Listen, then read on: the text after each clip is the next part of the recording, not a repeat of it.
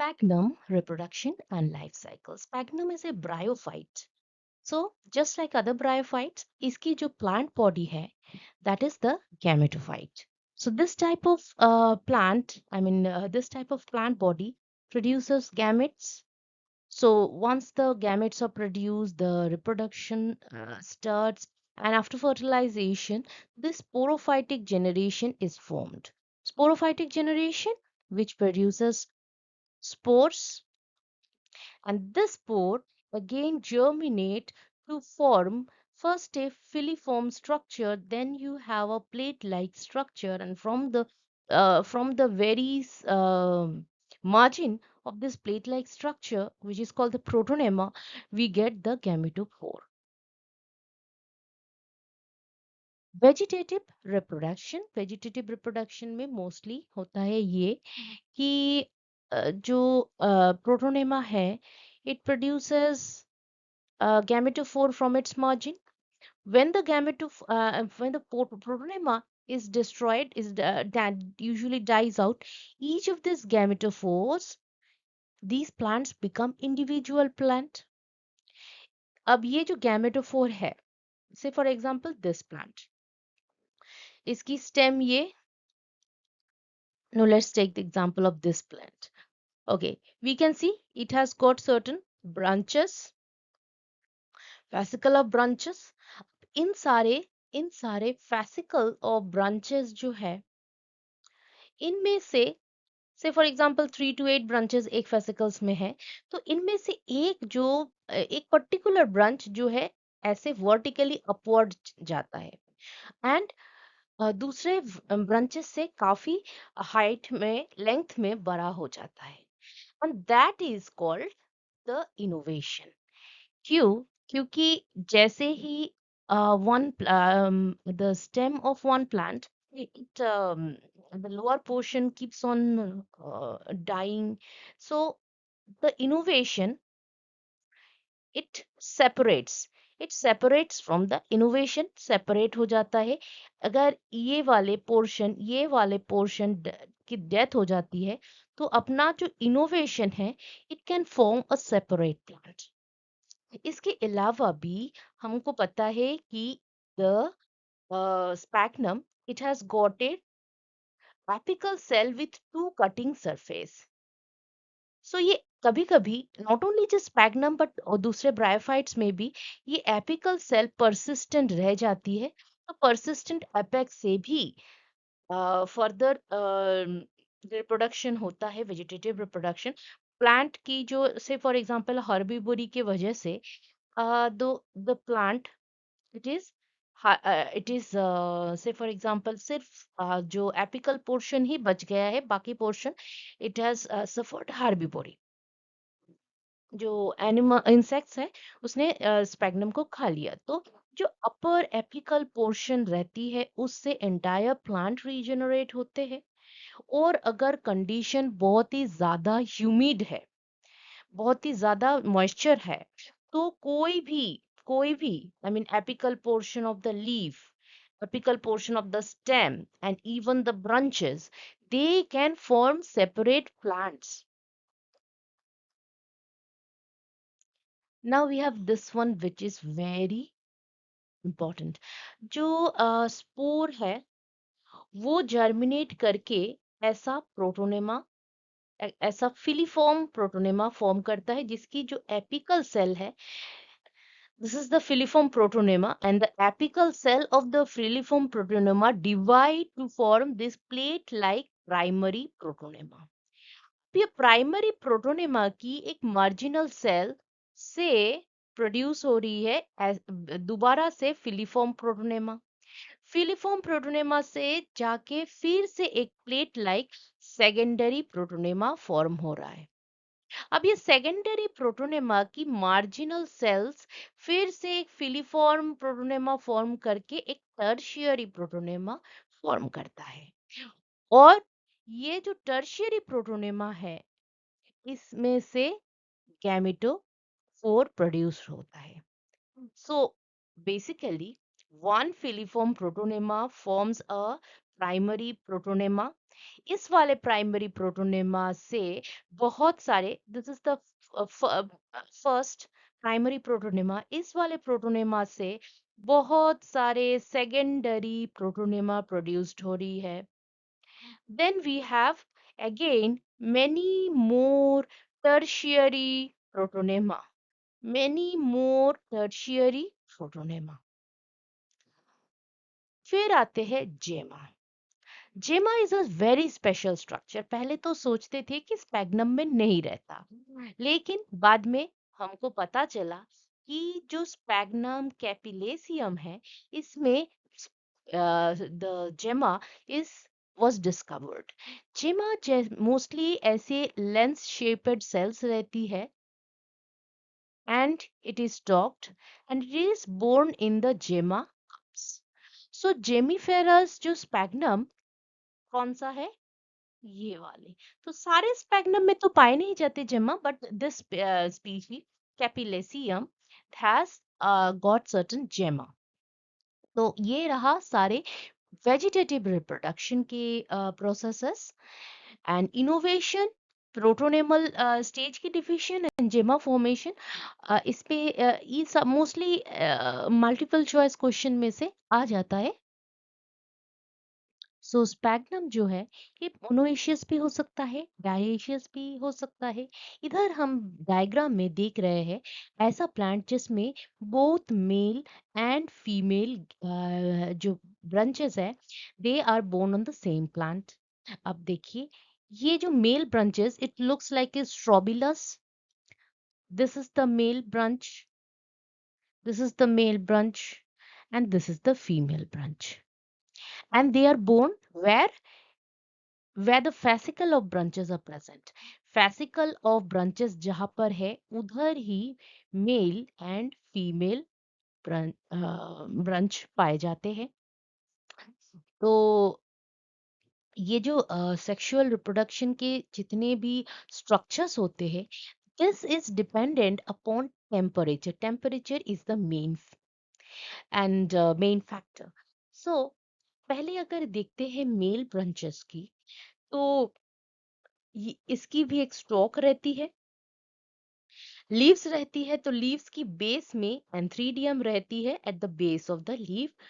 ऐसे हर लीफ के एक्सेल में, बेस में एक male reproductive organ that is the antheridium is form. और ये जो मेल ब्रांच है, ये काफी लंबा साइज का होता है in comparison to the female branch. और फीमेल ब्रांच में एक खासियत हम देख रहे हैं कि उसकी जो लीफ है, ये काफी बड़ी होती है in comparison to the vegetative leaf. This is how the antheridial branch look. अगर लीव्स को हटा देते हैं, ये वाला portion, we can see antheridia are borne. Antheridia are borne at the axis of the leaf, you can see. और ये जो लीफ है, ये जो लीफ है, that is quite entire in margin, और इसकी एपेक्स जो है वो एक्यूट है. अब ये एंथ्रीडियम को हम जूम इन प्रोसेस में देखते हैं. जूम इन में देखेंगे कि इसका एक स्टॉक है, 2 सेल लेयर की स्टॉक है, और ऊपर जो कैप्सूल वाला पोर्शन है, दैट इज एक स्टेराइल सिंगल लेयर रहती है जैकेट की. और ये जैकेट जो है ये स्टेराइल रहती है. अंदर अंदर में जो सेल्स है, अंदर में ये वाला पोर्शन जो है, ये वाला पोर्शन जो है, ये सारे एंड्रोसाइट मदर सेल, मतलब फर्टाइल टिश्यू रहते हैं. ये एंड्रोसाइट मदर सेल बार बार डिवाइड करके एंड्रोसाइट, एंड लेटर एंड्रोसाइट मेटामॉर्फोज करके आपको स्पर्म मिलता है. वो मैं नेक्स्ट स्लाइड में दिखा रही हूँ. ओके, ये कुछ ऐसा, when the anthridium, it is very much mature. इसकी जो ऊपर वाला पोर्शन है, उसमें ऐसा पहले तो एक the and we know that the anthridium is like this. So when it matures, we can see a crack here, and ये दोनों पोर्शन जो है ऐसे स्प्लिट आउट कर जाते हैं and this type of structure is later formed. अब इसमें जो एंड्रोसाइट्स है they metamorphose into, this is the circular androcyte. ये मेटामॉर्फोज कर जाते हैं ऐसे बाइफ्लैजिलेट स्पर्म्स की। नोट कीजिए the sperm is spirally twisted. इसकी जो स्पाइरली कॉइल्ड रहती है स्पर्म, और स्पर्म में एक दो दो फ्लैजिला रहती है। इस फ्लैजिला रहने का ये रहता है कि जो स्पर्म है ये it can swim out and reach the female reproductive, that is the archegonium. Then we come to the archegonial branch. हमको पता है, हमने देखा था ऐसे लीफ लाइक स्ट्रक्चर रहते हैं आर्किगोनियल ब्रांच को। उसको अगर लीफ को हटा दे तो कुछ ऐसा स्ट्रक्चर दिखेगा। This is the leaf, this is the leaf like structure, and ये जो है at the centre, this is the primary archegonium. जो एपिकल सेल है उससे ये प्राइमरी आर्किगोनियम फॉर्म होते हैं। जो secondary archegonium, this is the apical cell. तो एपिकल सेल से क्या तैयार होता है? Primary archegonium. और इसकी जो कटिंग से दो कटिंग सेल होती है ना, दो कटिंग सरफेस होती है, तो इससे जो ये वाला जो सेल है इससे बनती है सेकेंडरी आर्किगोनियम। ये वाला, ये secondary archegonium. So we can see there is a one primary and there are many other secondary archegonium. One primary archegonium, many secondary archegonium. अब आर्किगोनियम दिखता कैसे? जस्ट लाइक अदर ब्रायोफाइट्स, इसमें भी 6 to 8 neck canal cell रहती है, और एक vendor cell रहती है, और एक एग सेल रहती है। On at the time of maturity, ये जो नेक कैनल सेल्स होती है, ये वाला जो नेक कैनल सेल्स होती है, that neck canal cell dissolves, the venter cell also dissolves, only remains is the egg. और ये जो डिसइंटीग्रेशन हो रही है, neck and the venter canal cell, ये सारे मतलब नेक की और वेंटर की जो डिसइंटीग्रेशन हो रही है, ये ऐसे डिसइंटीग्रेशन के बाद ऐसे म्यूसिलेज सीक्रेट करता है, मतलब म्यूसिलेज बन जाती है, जो कि oozes out of this portion and that attracts the sperm to swim to it. So this is how the transverse section, longitudinal section of the archegonia looks, with many archegonia, many pericytial leaves.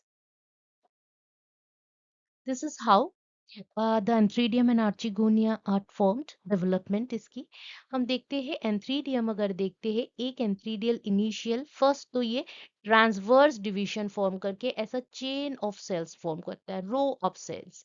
Then the apical cell undergoes division on two sides, और apical cell ये है, तो बाद में जो दो side से ये सेल फॉर्म करने लगता है, कट करने लगता है, तो इससे क्या होता है, ये जो साइड वाले सेल्स है they form the jacket cells, this one jacket cells, and जो सेंटर का जो cell it remains apical cell for a long time. बाद में ये डिवाइड होके स्पोरोजीनस मास तैयार करते हैं। So this is the inner androgonial sporogenous mass, ये वाला। और बाहर का जो पोर्शन है, these are the initial jacket cells. So ultimately ऐसे स्ट्रक्चर फॉर्म कर लेता है sterile jacket and inner sporogenous fertile tissue. अगर आर्किगोनियम को देखें तो फीमेल सेल भी कुछ ऐसा ही है कि you have apical cell with two cutting surface. इससे जो है एपिकल सेल से प्राइमरी एंड्रोगोनिया, और ये सराउंडिंग सेल से होती है secondary archegonia. Ultimately by repeated division कुछ ऐसा स्ट्रक्चर फॉर्म कर लेता है। एंड तो हमने देखा था कि कैसे एंथ्रीडिया आर्किगोनिया फॉर्मेशन हो गई जैसे ही ये मैच्योर होते हैं। तो जो एंथ्रीडिया है, एंथ्रीडिया जो है ये बस्ट हो जाता है और हमको दिखता है कि स्पर्म जो है ये स्विम करके आर्किगोनिया तक आ जाती है। फर्टिलाइजेशन होती है, फर्टिलाइजेशन के बाद ऐसा स्ट्रक्चर होता है। This is the sporophyte where we see this is very characteristic. Now we have a foot, we have a capsule portion, but the seta portion it's very reduce, एकदम ना के बराबर सेटा रहती है। सेटा रहती ही नहीं है, हम बोलेंगे सेटा इज वेरी मच रिड्यूस्ड। सो ये स्पोरोफाइट जो है इसमें आपको दिखेगा कुछ ऐसा एक U shaped structure. So this U shaped structure is the spore sac जिसके अंदर में बहुत सारे स्पोर्स, और ये किसके ऊपर रहती है? This is over this columella. Columella एक ऐसे हेमिस्फेरिकल एक कोलुमेला है, group of mass of sterile cell, उसके ऊपर यू शेप्ड स्पोर सैक, और उसकी भी बाहर we are getting this this is the outer wall. So and one thing we notice कि इसमें जो है ना सेटा नहीं है, तो जो अपना जो स्पोरोफाइट है इसको प्लांट बॉडी से ऊपर ले जाना है, तो stalk the we know that archegonia is formed, a primary archegonia, secondary archegonia. इसकी जो स्टॉक है, this stalk increases its activity. ये वाला पोर्शन जो है ये बहुत तेजी से डिविजन करके ऐसा एक स्टॉक बना लेता है, इलोंगेटेड स्टॉक बना लेता है। ये स्टॉक इलोंगेशन हो रहा है इसीलिए ये जो अपना एंटायर एंटायर जो स्पोरोफाइटिक जनरेशन ये लिफ्ट हो जाता है, ऊपर आ जाता है, so that the spores formed can easily be dispersed. अब one thing I will be telling कि ये जो द फीमेल आर्किगोनियल जो है स्ट्रक्चर है, it is surrounded by leaves like this. So mail sperm आके इसको फर्टिलाइज करेगा द आर्किगोनियम, इसकी चांसेस बहुत ही कम रहती है। दैट इज व्हाई ये स्पैग्नम में वेजिटेटिव रिप्रोडक्शन ही डोमिनेंट रहती है। द सेक्सुअल रिप्रोडक्शन ये थोड़ा कम ही रहता है। एज ए रिजल्ट फिर हम अगर पूरा बॉग एरिया में देखें तो this type of sporophytic structure are very few in the entire bog area. So this is the zygote, the fertilized egg. The fertilized egg है, they first undergoes a transverse division, repeated transverse division, and then again vertical division to form ultimately this type of sporangium. So sporangium में this is the fertile portion, this one, and this is basically the spore sac. So this is how the sporophyte looks now. Up to this is the sporophyte. Up to this is the sporophyte. Then you have the pseudopodium. Pseudopodium, this one. ये जो है ना ये gametophytic body है। ये undergoes rapid division to lift the sporophyte away from the vegetative portion. So this sporophyte is lifted only due to pseudopodia. Sporophyte की क्या रहती है? एक फूट रहती है, and you have another capsule. फूट वाले रीजन का मेन फंक्शन रहता है कि इसकी जो बॉर्डर रहती है स्पोरोफाइट से, उससे ये क्या करती है? मेनली फूड कलेक्ट करता है, न्यूट्रिशन एब्जॉर्ब करता है and provides it to the capsular region. क्योंकि कैप्सूलर रीजन में क्या है हमारे? मेनली द स्पोर सैक जिसमें स्पोर रहते हैं। सो कैप्सूल की ये रहा feed which main function is nutrition, and seta जो है नहीं है, फूड है, सेटा नहीं है, ऊपर कैप्सूल है। कैप्सूल कैसा दिखता है? पहले तो इमेच्योर स्टेज में ये ग्लोबोस दिखते हैं, डार्क ब्राउन दिखते हैं, जैसे ही मैच्योर होता है कलर जो है ना और ज्यादा डार्क हो जाता है और ये ग्लोब्यूलर स्ट्रक्चर से सिलिंड्रिकल स्ट्रक्चर बन जाती है। जस्ट बिफोर इसकी जो ओपर्कुलम है, इसकी जो ओपर्कुलम जब हट जाती है उससे थोड़ा सा उससे पहले ये सब ग्लोबोस से ऐसा सिलिंड्रिकल स्ट्रक्चर बना देता है। तो कैप्सूल में हम देखेंगे सेंटर में एक स्टेराइल टिश्यू के मांस रहती है विच इज कॉल्ड कोलुमेला। ये जो स्टेराइल टिश्यू के मांस है ये सपोर्ट करता है ऐसा यू शेपेड स्पोर सैक को। स्पोर सैक के अंदर में बहुत सारा स्पोर है और उसके ऊपर ये वाला पोर्शन में एटलीस्ट 4 से 6 लेयर की सेल लेयर रहती है जो जिससे कि कैप्सूल वॉल बनती है।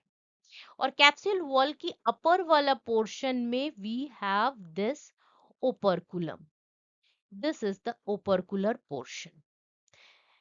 अब ये ओपर्कुलर जो है ये when the sporophyte when the capsule is mature ये ओपर्कुलम हट जाता है by a very explosive mechanism. ये हट जाता है और स्पोर्स को रिलीज करने लगता है।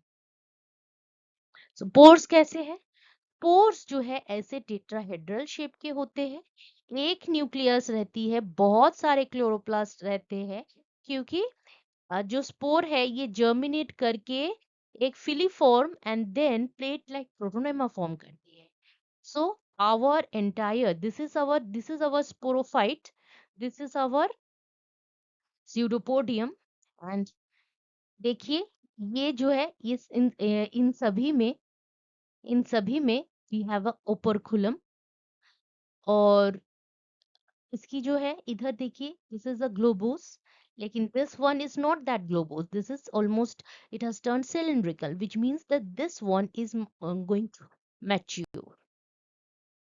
So this is how the things are formed. Columella जो है ये इसमें हमको पता है कि बहुत सारे सेल्स रहते थे, लेकिन जब मैच्योर होने लगते हैं सेल डिसइंटीग्रेट करते हैं इसमें जो सेल वाला पोर्शन था वो उसमें सिर्फ एयर ही भरा रहता है, लेकिन ऊपर में तो हमारा स्पोर सैक है।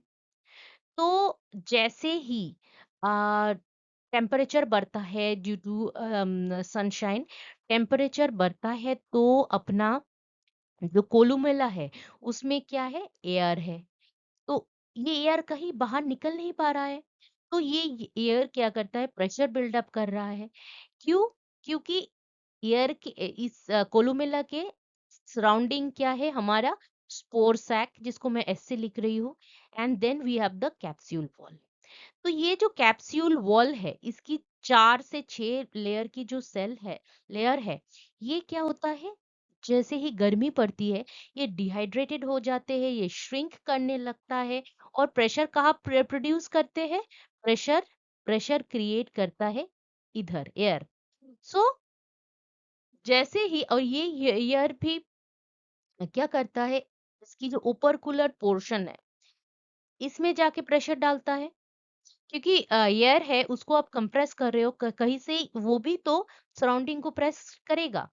तो ये जो अपर उपरकुलम पोर्शन है इसकी जो सराउंडिंग वाला पोर्शन है से दिस इज, अगर ऊपर से देखे तो दिस इज अवर उपरकुलम। तो इसकी जो सराउंडिंग सेल्स है जिसको एन्यूलस बोलते हैं वो थोड़ा उसकी जो है ना सेल वॉल दूसरे कैप्सुलर सेल से थोड़ा सेपरेट हो जाता है और ओपर्कुलम बाहर आ जाता है ऐसे। So first you see a semi-globular thing, then you have only air and the spore sac here. Then what happens? इसकी ओपर्कुलम जो है जो यहाँ पे थी वो हट गया बाय एन एक्सप्लोसिव मैकेनिज्म, और हमारा जो स्पोर क्लाउड है, जो स्पोर है वो ऐसे स्पोर क्लाउड के तरह बहुत एक्सप्लोसिव मैकेनिज्म से बाहर लिबरेट होता है। तो जैसे ही स्पोर गिरा सराउंडिंग्स एरिया में तो ये जर्मिनेट करने लगता है, प्रोड्यूसिंग द फिलीफॉर्म स्ट्रक्चर से plate like structure. Again you have this rhizoids, अभी जो ये राइजोइड्स आप देख के चौंक जाओगे कि अच्छा स्पैग्नम में राइजोइड्स कहाँ से आ गया। जो प्रोटोनेमा है, ये ऐसा प्लेट लाइक स्ट्रक्चर है, उसमें तो इन राइजोइड्स रहती है। और ये प्रोटोनेमा की जो आप देख रहे हो राइजोइड्स, जब तक प्रोटोनेमा रहती है ये राइजोइड्स रहती है। मैच्योर प्लांट में ये राइजोइड्स नहीं पाए जाते। सो प्रोटोनेमा जो है उसकी एकदम मार्जिनल मार्जिन से बहुत सारे लीफी गैमेटोफोर प्रोड्यूस्ड होते हैं। तो ये प्रोटोनेमा जो है, this is like one cell in thickness, एक ही सेल की लेयर रहती है। और राइजोइड्स, नीचे राइजोइड्स पाए जाते हैं। दिस इज द प्रोटोनेमा, इसके नीचे राइजोइड्स है। मार्जिनल सेल से क्या तैयार होते हैं, द गैमेटोफोर, लाइक दिस वन। तो जो प्रोटोनेमा है ये एकदम इनिशियल स्टेज में, ये पेरिनियल नहीं रहते, ये एपिमेरल रहते हैं थोड़े से दिनों के लिए। देन फ्रॉम द मार्जिन जो गैमेटोफोर तैयार होते हैं, these gametophores are always perennial। और ये जो प्रोटोनेमा है स्पैग्नम की, हमको पता है कि जो स्पोर है उसी में बहुत सारे क्लोरोप्लास्ट रहते थे। So the protonema is green in colour, it is actively photosynthesising. इससे जो गैमेटोफोर बनते हैं वो भी फोटोसिंथेसाइजिंग। सो ये इसमें पूरा एंटायर जो लाइफ साइकिल है, इसमें सिर्फ और सिर्फ वो जो स्पोरोफाइट स्टेज था, जो स्पोरोफाइट स्टेज था वही न्यूट्रिशनली डिपेंडेंट था। बाकी सारा जो गैमेटोफाइट है, द स्पोर से जो प्रोटोनेमा निकला है, primary secondary tertiary protonema and the gametophore, ये सारे जो है ये आई मीन फोटोसिंथेसिस करता है। So nutritionally it is independent. Only the sporophyte is, this one is nutritionally dependent. So this protonema is ephemeral, the gametophore they are perennial, and gametophore की जो stage है that is dominant. So we start with a gametophore which is producing female and male reproductive structure. This one is the female, this one is the male reproductive structure, and these are the ultimate gametes. So this sperm, biflagellate spirally coiled sperm, it swims and fertilizes the egg, and then the diploid generation begins. Zygote, this diploid generation begins, and zygote ultimately forms this capsule, sporophytic capsule. Capsule may we have this pores. Now this one is the 2n, but इस इधर जो spore है, spore mother cell is diploid, but the individual spore is haploid. So, from the zygote till the spore mother cell,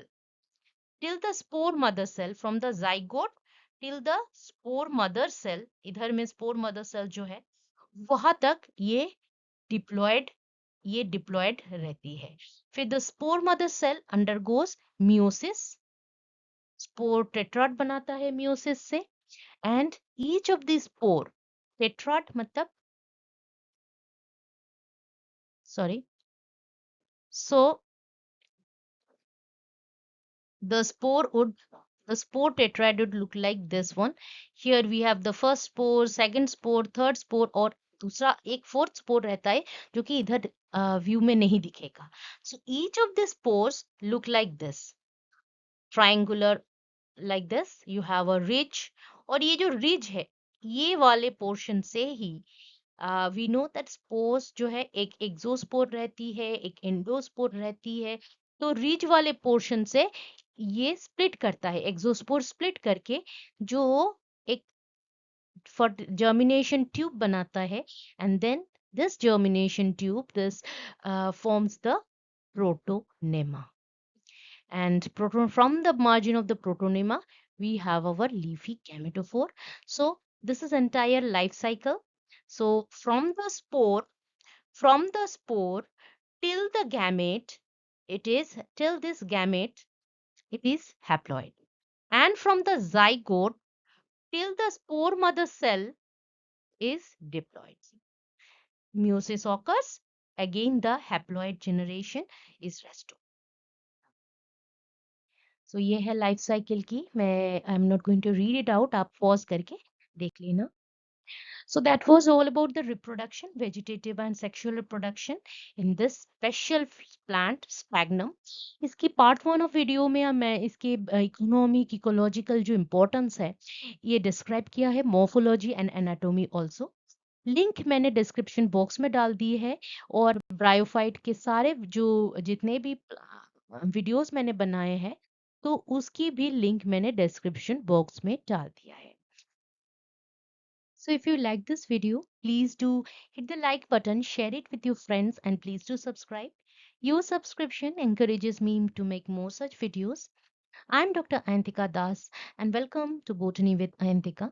मैं ये channel में बहुत सारा botany, biotech and microbiology related videos बनाती हूँ. You can go to my channel and watch those videos under different playlists.